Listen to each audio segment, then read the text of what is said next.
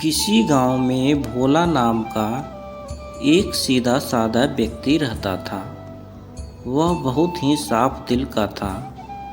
आयु अधिक हो जाने पर भी वह बच्चों की तरह भोला था, इसलिए सब मंदबुद्धि कहकर उसका मजाक उड़ाते थे। वह जहाँ भी कोई काम पड़ता, थोड़े ही दिन में रोजगार छिन जाता, क्योंकि दुनिया के साथ चलने के लिए कपट बुद्धि जरूरी है।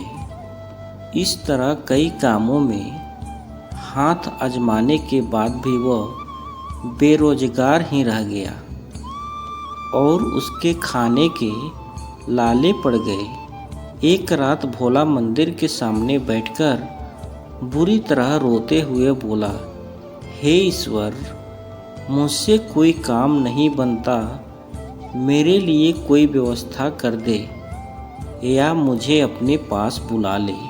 पास ही पेड़ के पीछे एक चोर छिपा हुआ था। भोला का रोना सुनकर चोर का दिल पसीज गया और वह उसके पास जाकर बोला, भाई, तुम मेरे साथ चलो और मेरे साथ ही काम करना। भोला ने पूछा कि आप क्या काम करते हैं? चोर ने सीधे बता दिया कि मैं चोरी करता हूँ।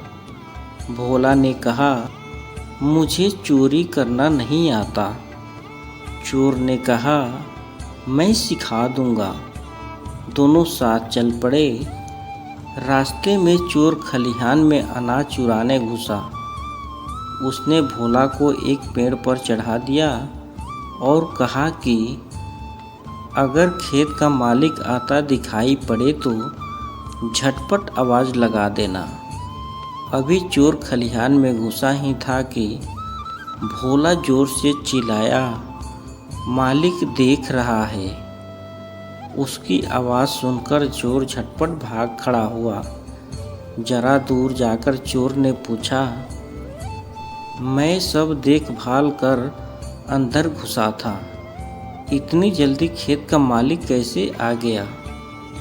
तुमने उसे कितनी दूर देखा था? भोला ने कहा, मैंने खेत के मालिक को थोड़े ही देखा, मैंने तो दुनिया के मालिक को देखा। उसकी नज़र से कुछ नहीं छिपता। भले ही खेत के मालिक ने नहीं देखा, पर दुनिया का मालिक तो देख रहा है ना। आखिरी हिसाब तो उसी को करना है। भोला की बातें सुनकर चोर हक्का बक्का रह गया। उसकी आंखों में आंसू आ गए। उसने कहा, भाई, सब मुझे बोलते रहें कि यह काम गलत है, मैंने कभी किसी का ना मानी, पर आज तुमने मेरी आंखें खोल दी। सही कहा, आखिरी हिसाब तो उस सारे जहां के मालिक को ही देना है। तुम अपने इसी सीधेपन के कारण दुनिया में मात खा रहे हो, पर तुम्हारे इसी स्वभाव के कारण मेरे जैसे कितने ही लोग सुधर जाएंगे। तो चलो, आज से हम दोनों नेकी से कमाई करते हैं और जितना भी मिलेगा मिल बांट कर खाएंगे।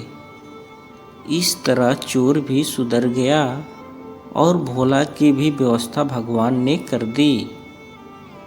सब मिलकर बोलो, राधे राधे राधे।